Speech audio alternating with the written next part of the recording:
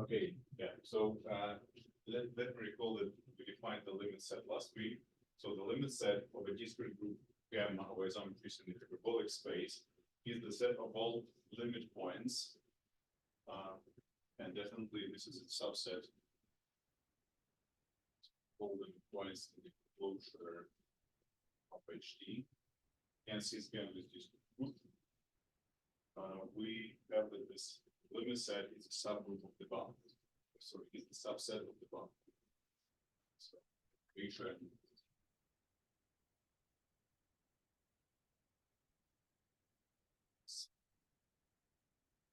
gamma, and obviously this is the subset of the.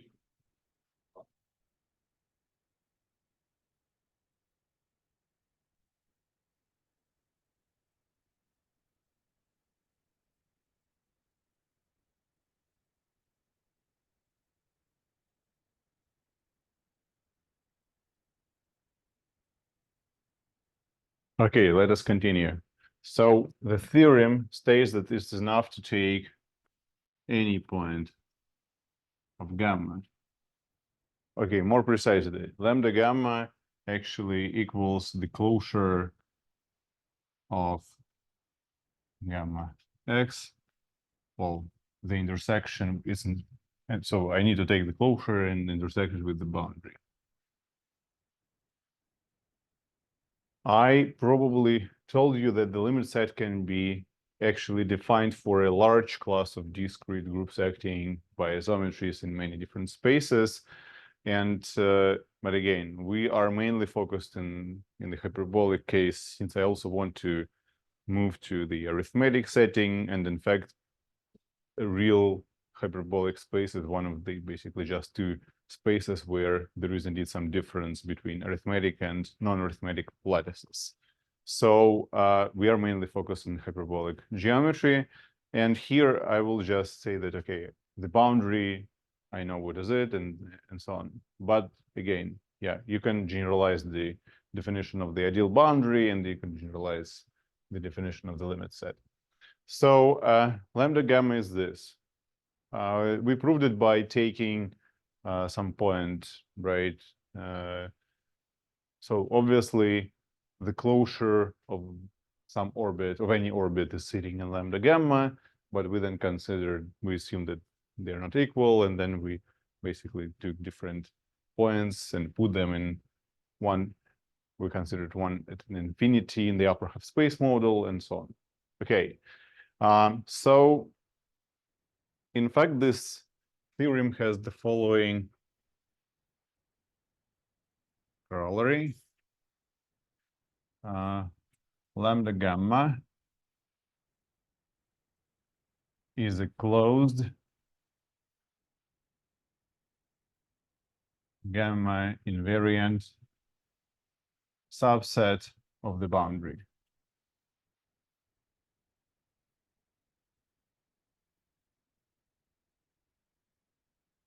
Right? It follows precisely from this theorem. It is closed, and this is definitely gamma invariance.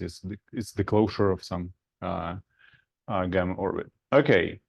Well, I mean, in some sense, it's also, since in fact, if you basically take all limit points, you can also conclude that actually, I mean, gamma acts by all such limits as like permutations of this bunch of orbits and so on. But yeah, what is nice is that this is very straight. Yeah. Okay. Now let us consider a couple of elementary examples, and then we will discover some further properties of the limit set. So elementary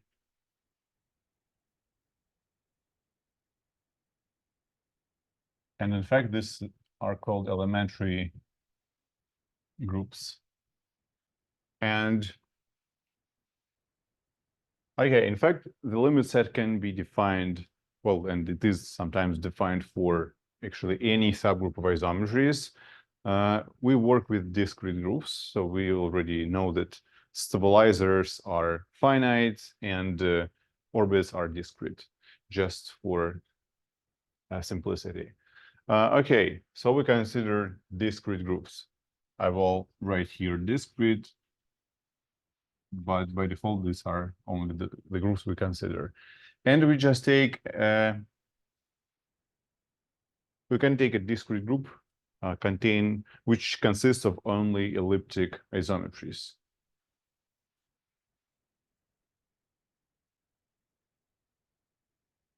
Elliptic type. So gamma consists of elliptic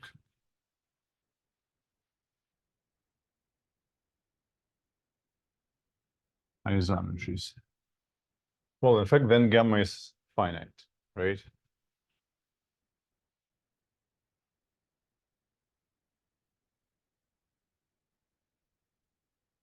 And every orbit is actually finite.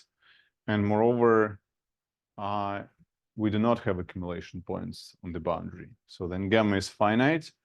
It still has like, it may have it may have fixed points on the boundary as well, but those fixed points will be just fixed points. They're not going to be the limit points.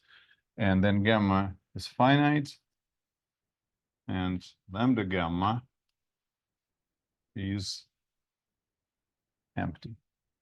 Okay, this is the first type. So one can imagine just, say, a finite group of order 2 generated by reflection in hyperplane, right? You just fix, or it can be a group of the rotation around the axis L, right? You still have fixed points on the boundary, but they are fixed points, but you do not have any limit converging to this fixed points, right? All other are just permuted, and you have finite orbits everywhere else, yeah? So all orbits are finite, including the orbits on the boundary. Okay. Parabolic type.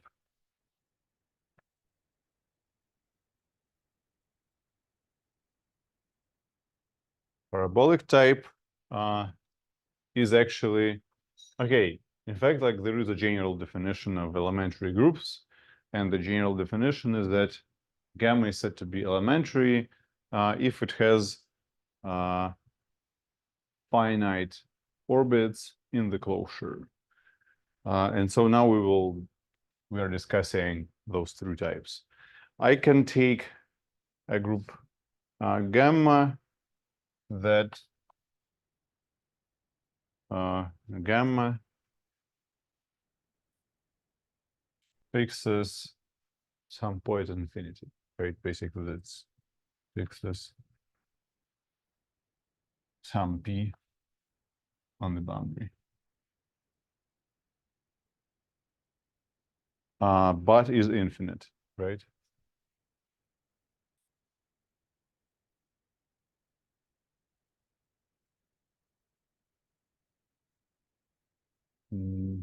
Okay, is it? Yeah, it's enough, but it's infinite. Then obviously, okay, we cannot have, well, we definitely should have parabolic elements, right? So generally, such gamma consists of parabolic isometries, parabolic elements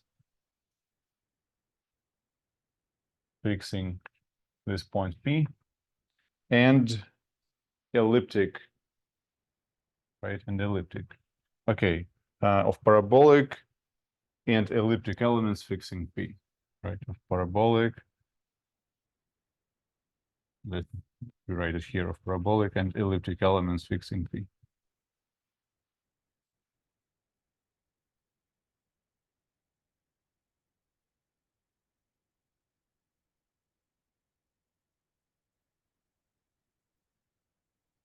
I can try to draw a picture. Say I took 0, right, and let my gamma contain z plus a, right? It can actually be any translation. So this is the upper of plane model, right? So z to z plus a. If d equals 2, you can also definitely get some hyperbolic elements. Scaling fix, let's say you're fixing infinity, right? Then you'll get the normal Borel. So scaling. But you don't get any electric elements. Yeah, but gamma is discrete, so I do not have. Or you mean you want only one hyperbolic?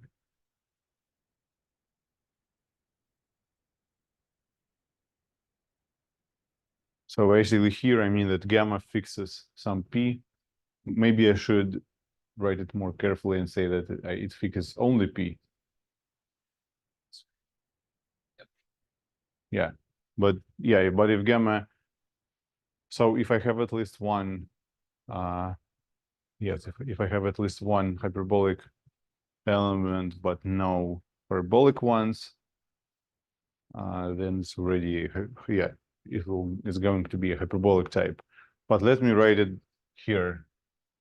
Fixes some p, and this is the only point that they fix, right? So fixes only some point p on the boundary. But yeah, I mentioned this on one of the lectures that a discrete group cannot have hyperbolic and parabolic elements with the same fixed point on the boundary. Okay, so in the upper half plane model, I can take a group gamma, say, having those translations, and also I can include, I don't know, reflections. So to be just as an example.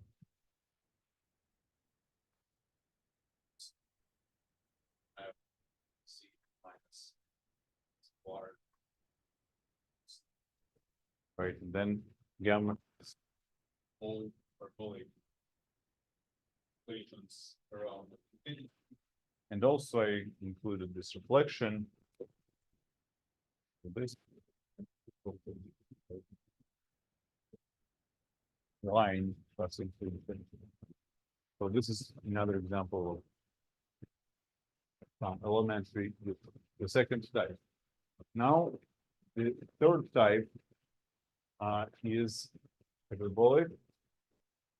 By the way, so I didn't come to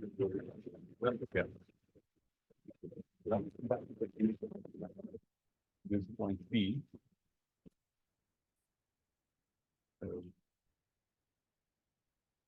In this, okay, case or type, it is a general statement, not only for this example. So lambda gamma consists precisely of one point. And this is the point P. The key is that we already considered that for hyperbolic isometries, we know that the limit point is just an attractive fixed point. For parabolics, we also have that P is the limit point.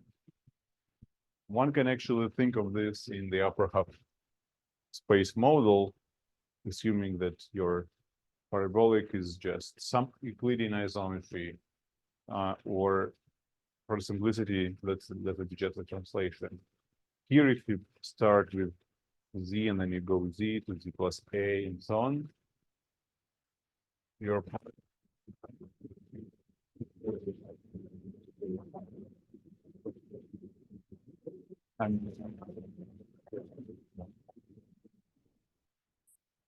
and the parabolic point is the limit point.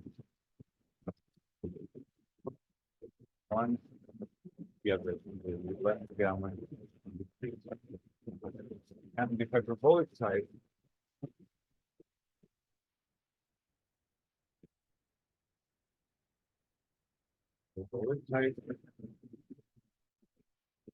okay, so the hyperbolic type well, in fact, we can say that it is neither of these two types, right?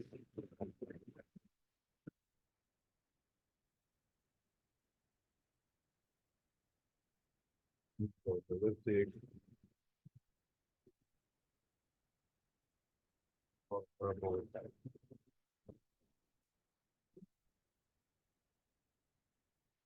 This lambda consists of points that fix. Okay, it consists of some hyperbolic in place and hyperbolic something there some geodesic line.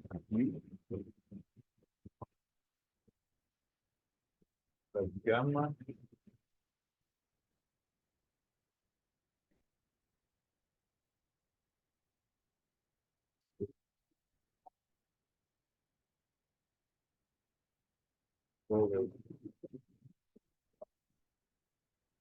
down.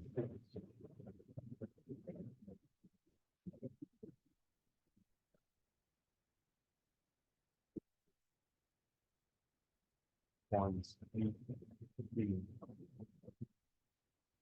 boundary and the elliptic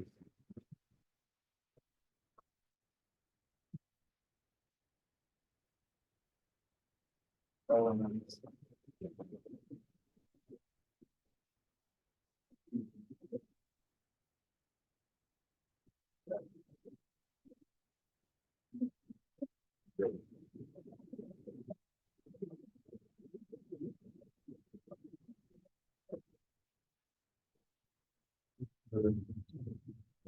this I can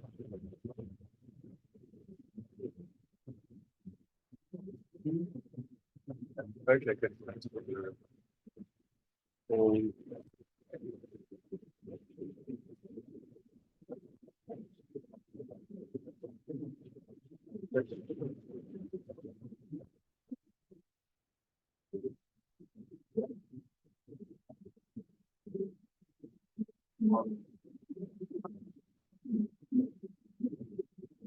four identities.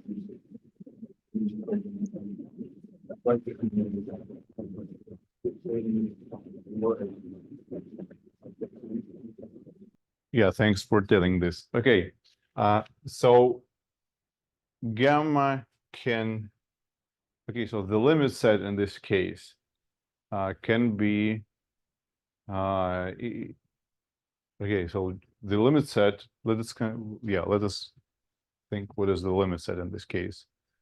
And what do you think? If it consists of hyperbolic isometries that fix those two, and yeah, and remember that gamma is a group, so definitely if it has a hyperbolic translation, for instance, then it should have the inverse of this, right?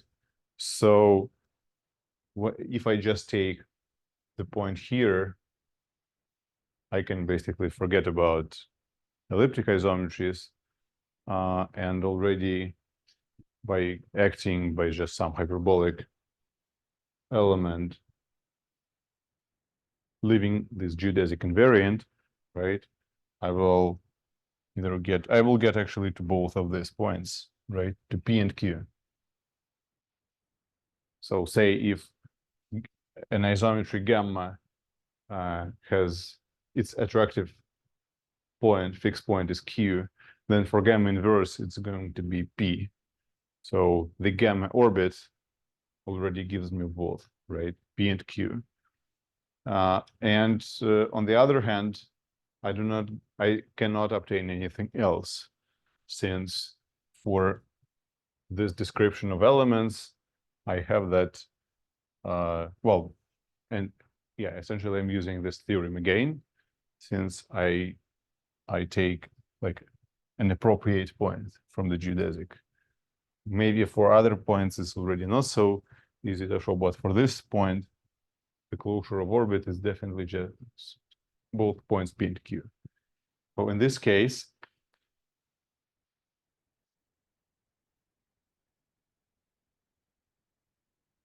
lambda gamma consists of just 2 points. Yeah, well, there is some note here. In fact, this requires some proof. I omitted some details. In particular, I can give a definition, right? Let me give a general definition. So definition, gamma in isom HD is said to be elementary if gamma has finite orbits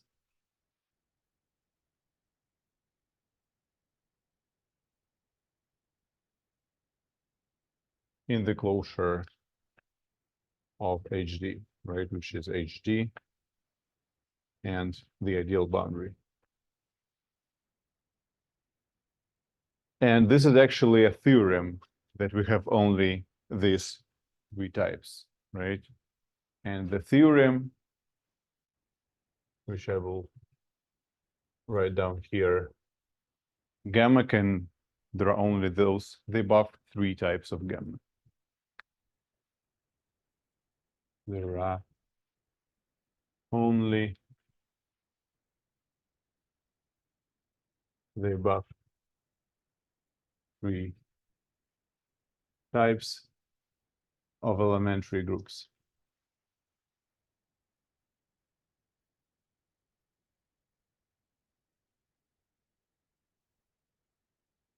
But in fact, we kind of partially proved it, right? So let me, I think, give you the following. If we have, so for instance, if I have a discrete group gamma and it has already 2 hyperbolic translations, then in fact my gamma, well, it will be obviously it will obviously be infinite, but the point is that it will have infinite orbits even on the boundary, right? So generally, which isometries can have finite orbits inside this hyperbolic space? Only elliptic isometries, right? So if this finite, I mean, how would you start proving this?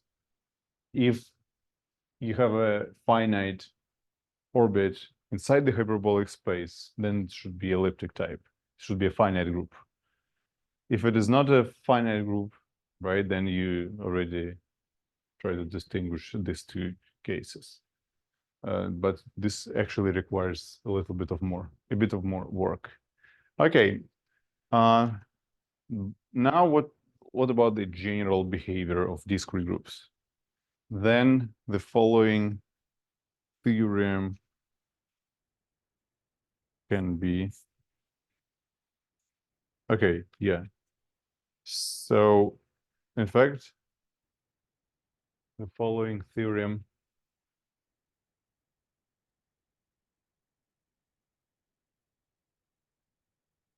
can be stated.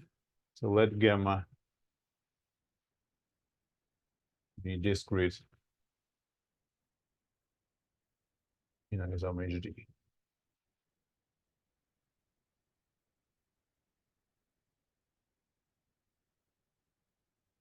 Then if gamma is, what is first? Okay, I think I will do it this way. Then if gamma is non-elementary, if gamma is not elementary,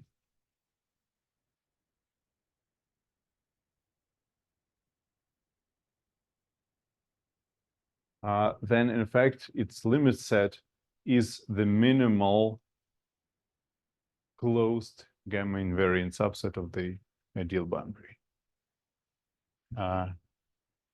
Then for every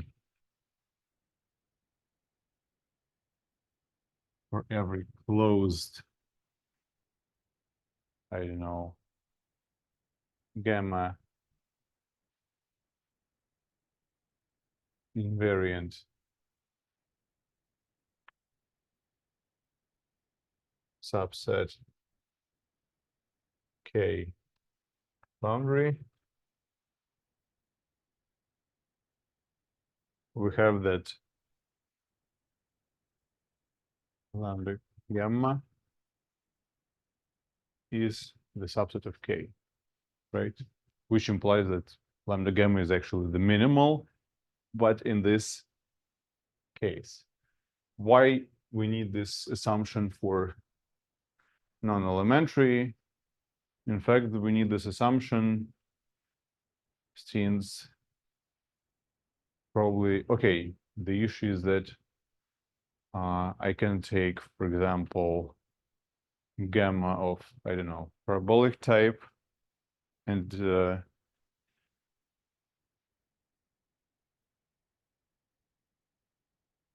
let me try to create a good example. Yeah, so when I have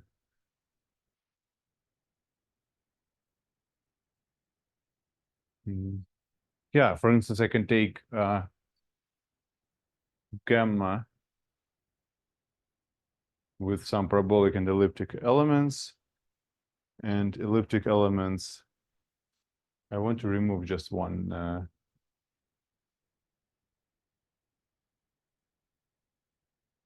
For example, I mean, in the elliptic case, just the elliptic case, for Yeah. example, we'll plane by pi over Yeah, for pi example. pi, and then you get an invariance out of the boundary.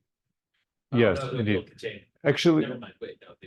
well, actually, lambda sitting inside of the thing is trivial because it's the end of the set. So yeah, but it's yeah, in this case it's trivial. Yeah, I also wanted to play around with this elliptic type. In fact, I want gamma to be infinite. I think that's the main issue, that I want gamma to be infinite. If gamma is finite, then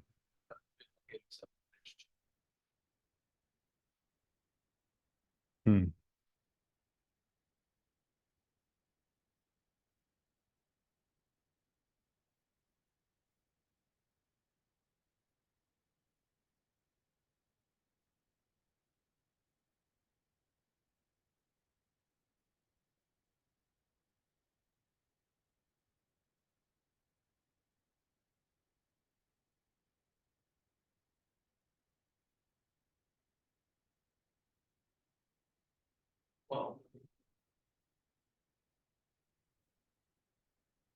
okay, so yeah, what can be an issue? That we have a gamma invariant closed subset. Yeah, but if it is, if it consists of just 2 points, right, and I take one, if I take just one of these points, assume that gamma is just generated by the cyclic group of translations along a geodesic, right? sure, yeah. Yeah, then it fixes one, so I can take, yeah, let me example, I would say counter example to within, right? So counter example for an elementary gamma.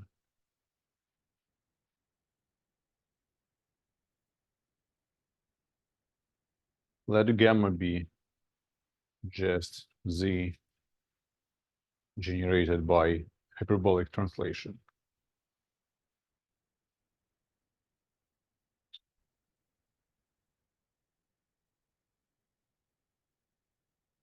Right? So I have this picture, and this is my points P and Q.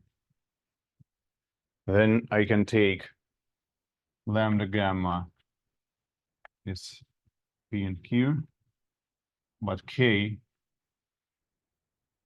and assume that my attractive fixed point is, I don't know, Q, but it doesn't matter actually. And I take just one point, right? Then what's happening? K is obviously gamma invariant. So K is closed since it's just 1 point, right? And gamma invariant.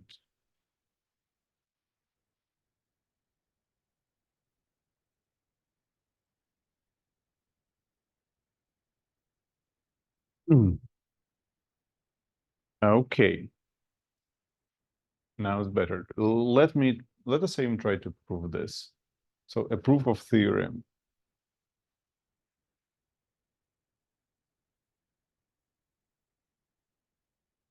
Okay, the sketch of proof. So this is my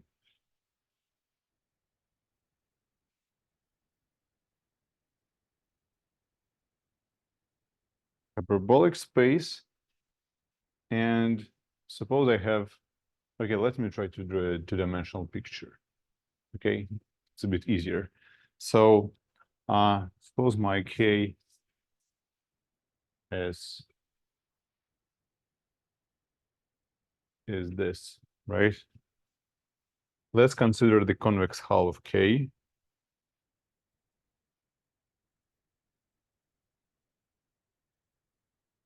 Hyperbolic convex hull, right? So C of K is the convex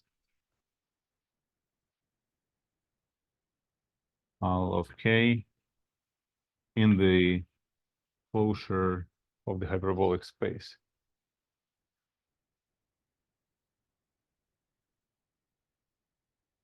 So I claim that, okay, and the argument is based on the fact that I can take any point here, and obviously the closure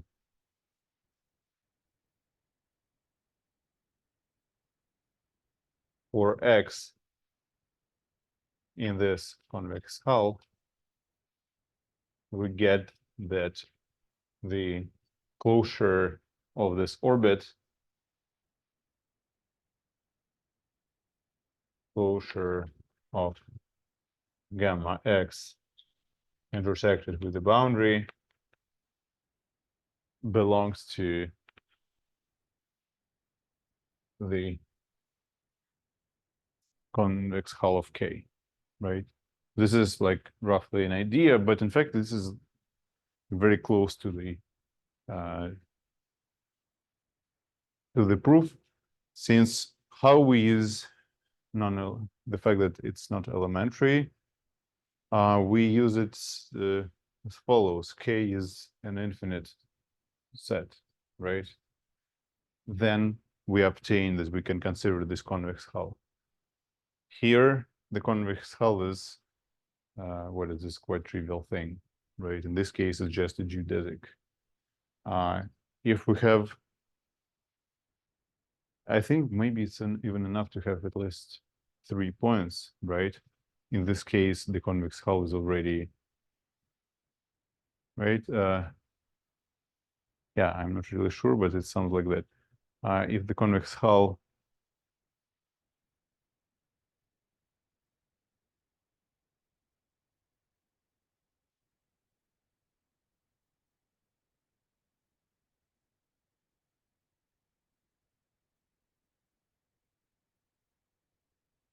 yeah, that's indeed an issue. If it is finite, yeah, the problem is with, I would say, with discreteness, finiteness, and being closed. Every finite subset is closed. But with infinite subsets, we already have accumulation points. That's basically a problem that can arise. And we used that K is infinite. So this is important. So in fact, the following is true. Let me use the next board.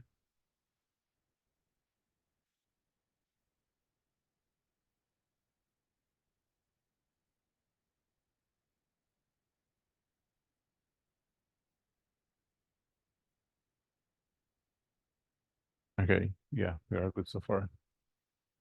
So this is like this theorem collects all our knowledge about the limit set. If gamma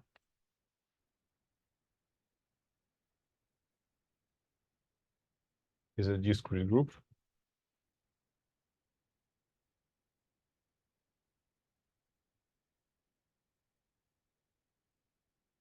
then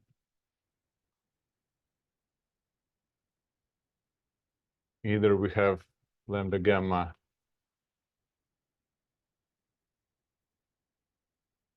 finite with cardinality less than or equal to 2, and gamma is elementary,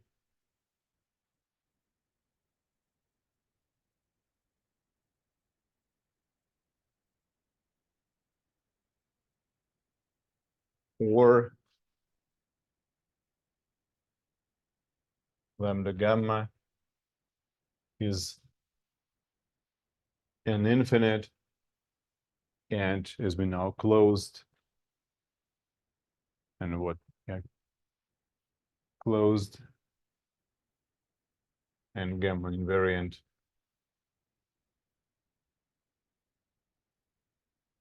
subset of the boundary.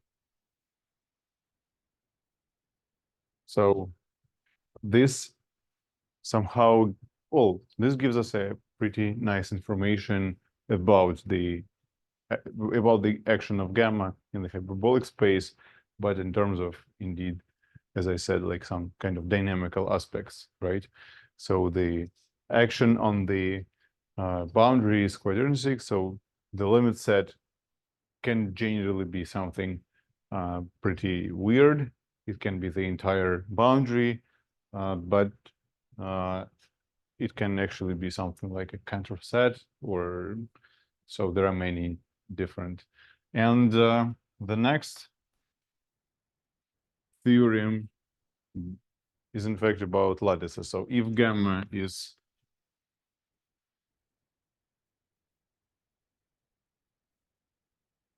finite, then the limit set of gamma is, I will just write it, it is the entire sphere.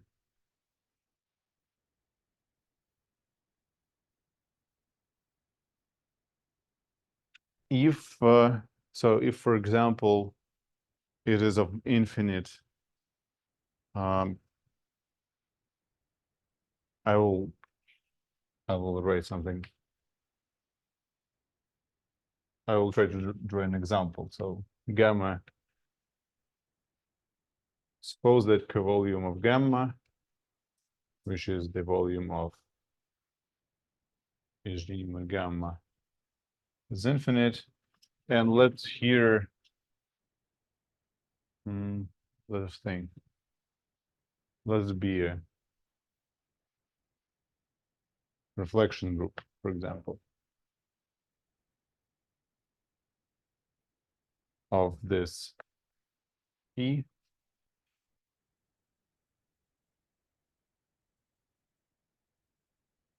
And I will just take 3 pairwise disjoint lines, okay? So in this example, D is equal to 2. So gamma is generated by reflections in the sides of P. It is an infinite volume area, right? It's, well, okay, we can think of this as a triangle with 3 vertices sitting outside of the boundary. Okay, in this case, these red arcs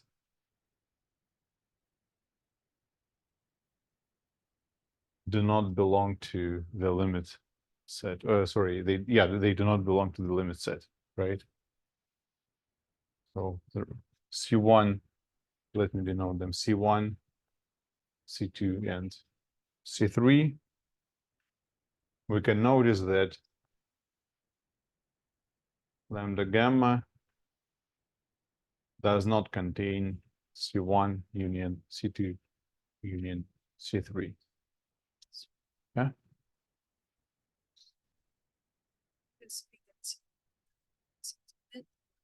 Hmm? Are we assuming that the code name is infinite? Oh yeah, sure. That was your question too? Yeah, it's we're using the fact that it's not elementary, in that if you are a non-elementary group, there are no variant subsets containing less than 3 points. Or I guess maybe a single point is really the problem.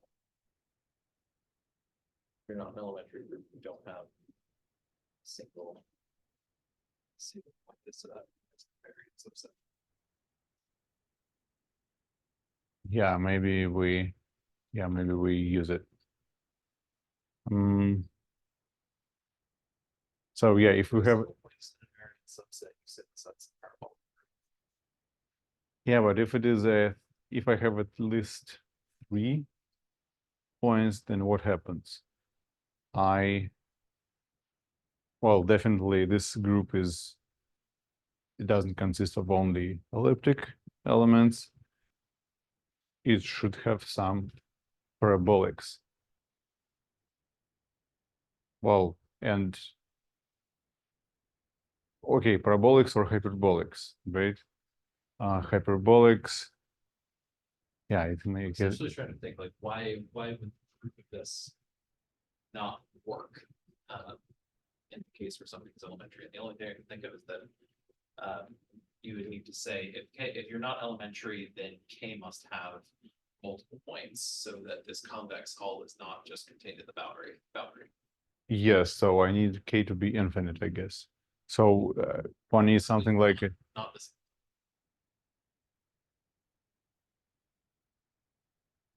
okay, I will think about that. Apparently, we need some lemma showing that if I have at least 3, then it is infinite, right? And then if it is infinite, the convex hull is. Yeah, the point is that I do not want the convex hull to be the intersection of the convex hull with infinity to be finite.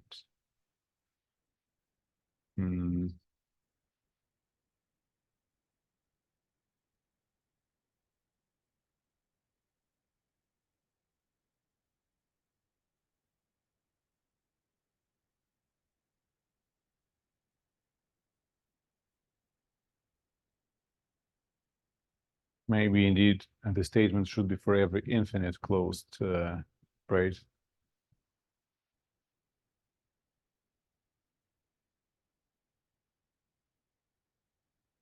Maybe this should be true for every infinite closed. Finite, you have to also this develops a type, right? Because each element. Oh, is this hold for DM? For H2. Element of finite order is basically. Okay, no, yeah, I do not need it. Yeah. If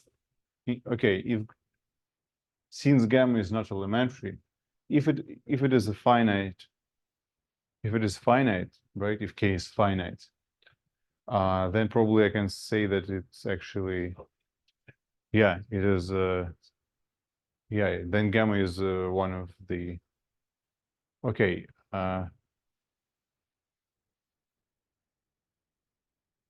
What happens if I have a See parabolic.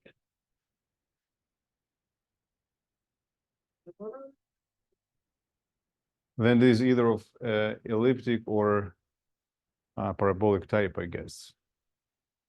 Since it can be trivial or it can consist of one point.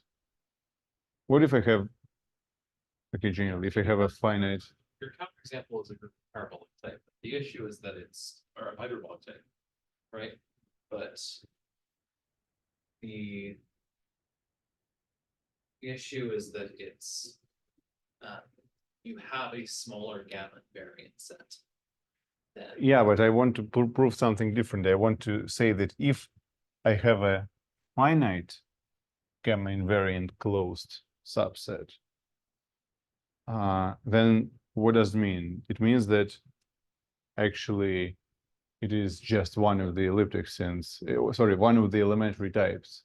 yes. Since then I have finite orbit sitting inside this K, right? So in fact, I'm using this theorem here first. You see? Okay.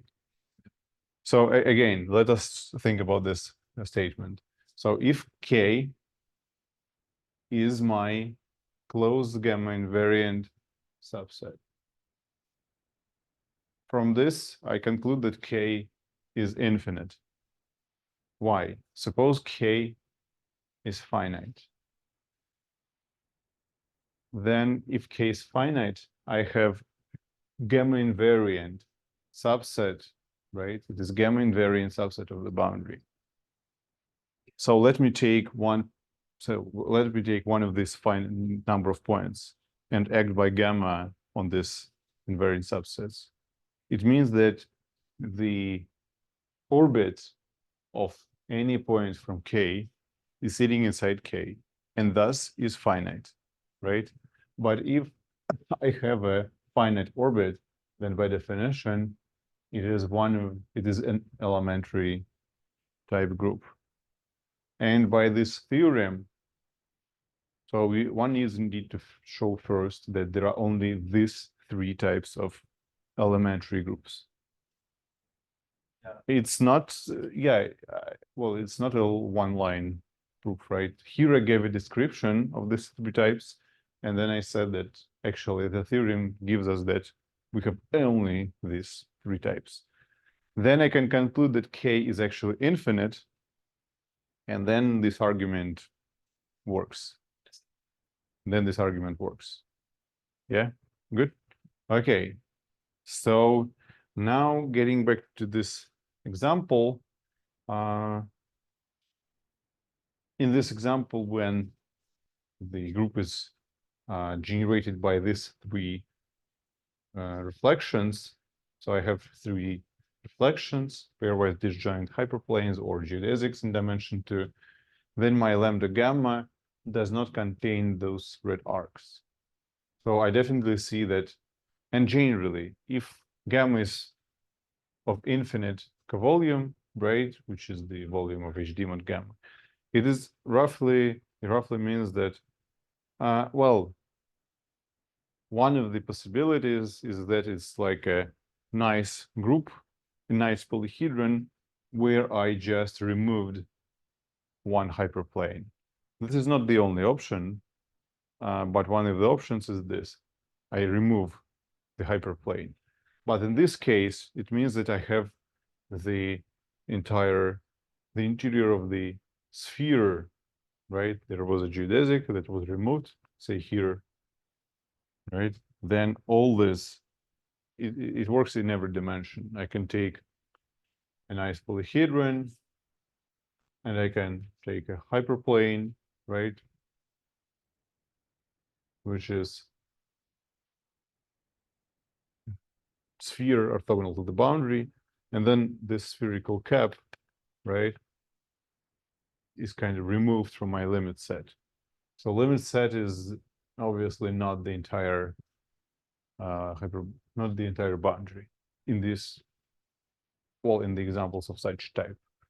In fact, one can keep acting by reflections and then get the following tessellation of the plane, right? And in fact, we just probably always remove those, right? So I think that apparently the limit set is just well, in this case, it's going to be, no, actually, it's not going to be a counter set, right? It's going to be something pretty small, I guess.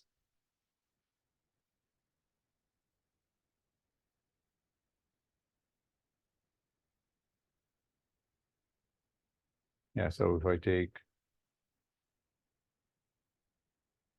so if I, like, basically, if I take this point, then the orbit is like a tree, right? Yep.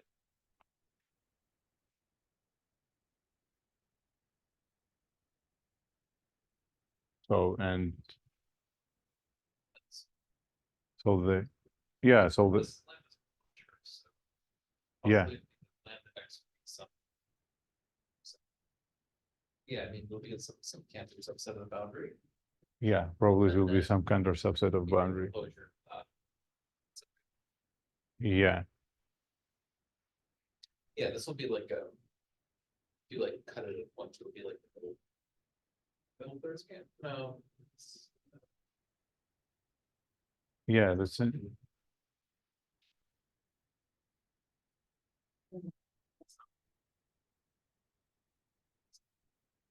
Oh, let's make a 10-minute break and then continue, okay?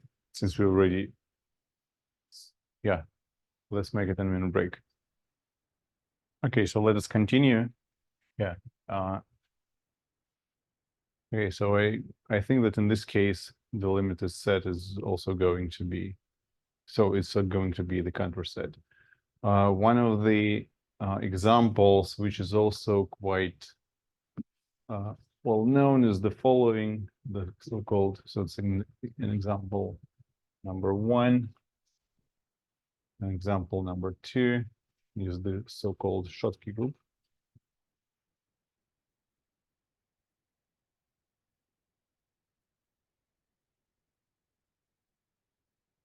Now I am taking, well, generally I need an even number of sides, so assume that I have 2, and in this case just 4 pairwise disjoint hyperplanes.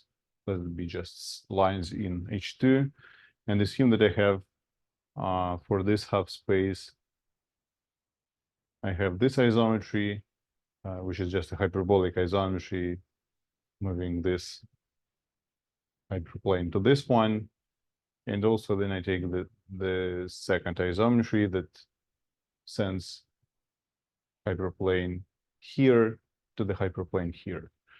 Then gamma generated by these two isometries, gamma 1 and gamma 2, is in fact the free group of rank 2, and the limit set, okay, again, this P is going to be the fundamental domain, and lambda gamma is also a counter set. And here I also think that lambda gamma is a counter set. Right? So again, how does As first case, it's union of 3 cantor sets. Each of them are you inductively keep segments 2 and 4 out of 5. Right, so you cut the interval into 5 segments and keep segments 2 and 4. you mean here? It's 1 preempt, the first one with segments 1 preempt and 5. You do inductively. Yeah, so basically we start with this point, right? Yep. And we go here, here, and here, then we remove again, right? Yeah, Then, you delete C1, C2, and C3, and the remaining 3 pieces you treat as intervals. yeah, And they're going to be cantor sets, and the sort of yes, thing that you do inductively is you take that segment, you cut it into 5, and you delete components 1. yes, 3, it's like taking the segment dividing this into Just 6. 50%. Yeah, generalized counter set. You divide it into 6 subsegments and remove 3 of them. Then you go to the next level, basically, and again remove 3 of 6 every time you pass to the next level, and so on. Here, it's basically the same, since again, you Every other. yeah, you just remove 3. Okay, 4 arcs, right? And you continue doing this. And this is going to be another type of counter set of the circle. Okay, these examples are pretty nice. What's next is known about limit sets. I think I want to say the following. So the following theorem holds if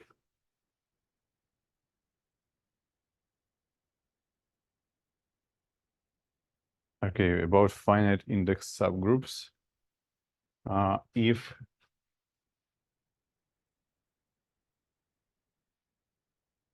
the first part of this theorem, if gamma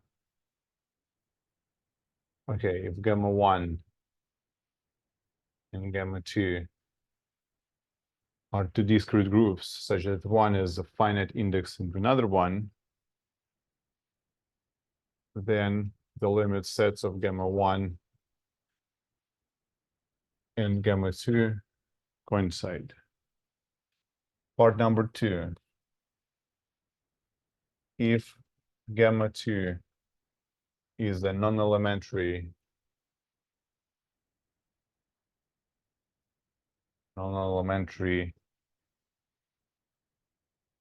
discrete group,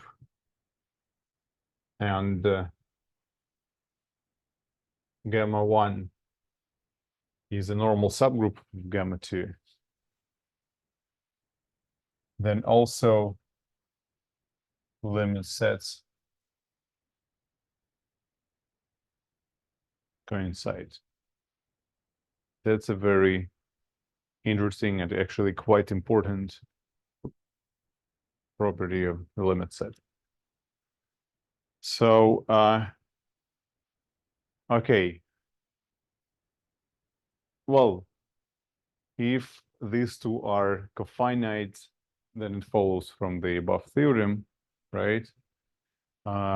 If both are not cofinite, then basically, well, so in fact, this then applies for commensurable groups that their limit sets are the same, right?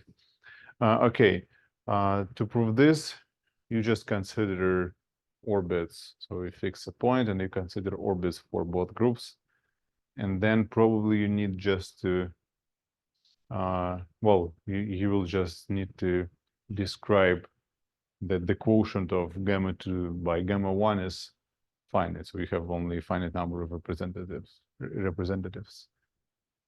I think that you just choose these representatives and then check that they do not change, right? They do not change the closure of your orbit.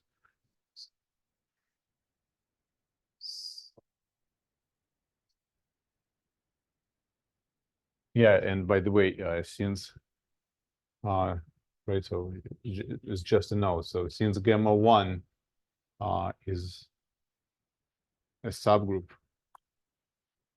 of gamma 2, right?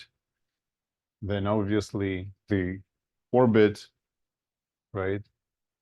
The gamma 2 orbit is bigger, right? Which means that the closure of gamma 1x is the subset of the closure of gamma 2x, right? So generally you can have more limit points.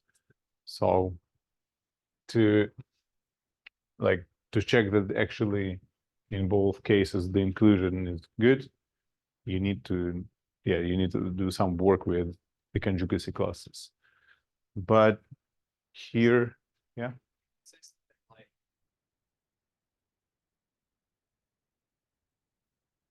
every element of gamma 2x is an element of gamma, either an element of gamma x or an element of gamma 1.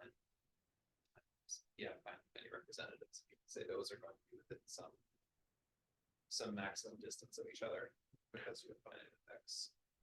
Yes. That is sort of a philosophical argument. Yeah. Show you the closures the same. Yes. Yeah, this should work. So you take indeed here, right?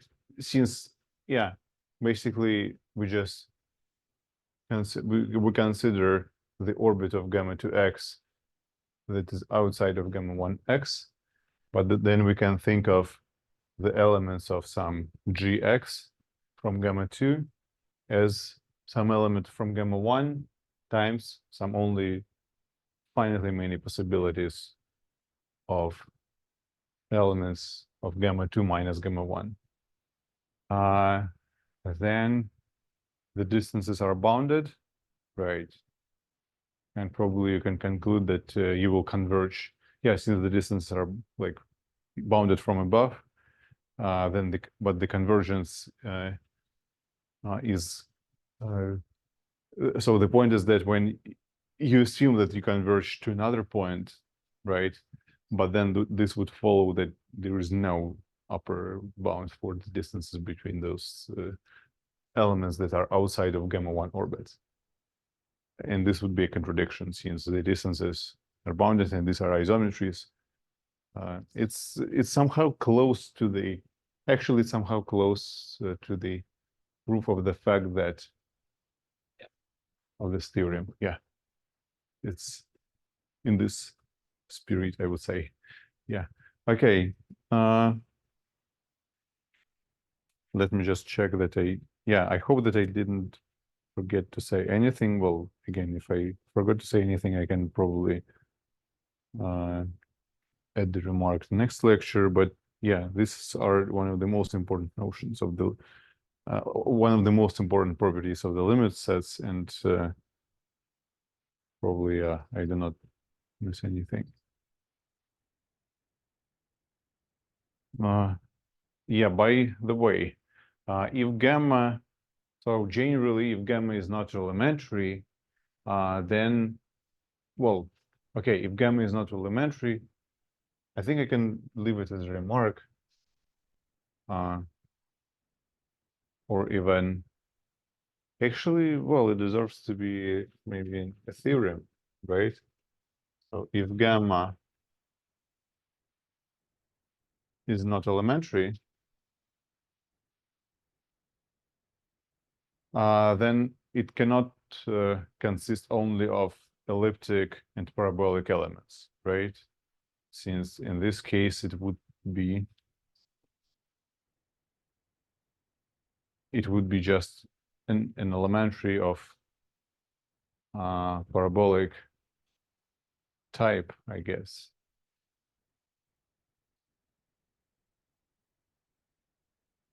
Yeah, again, all those elliptic polyns, elliptic isometries, they should have something.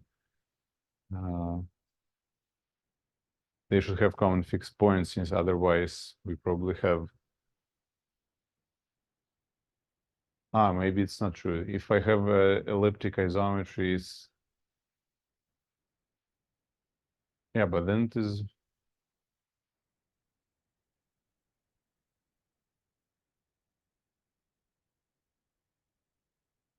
Yeah, I think it's correct. So if gamma is not elementary, then gamma has hyperbolic elements.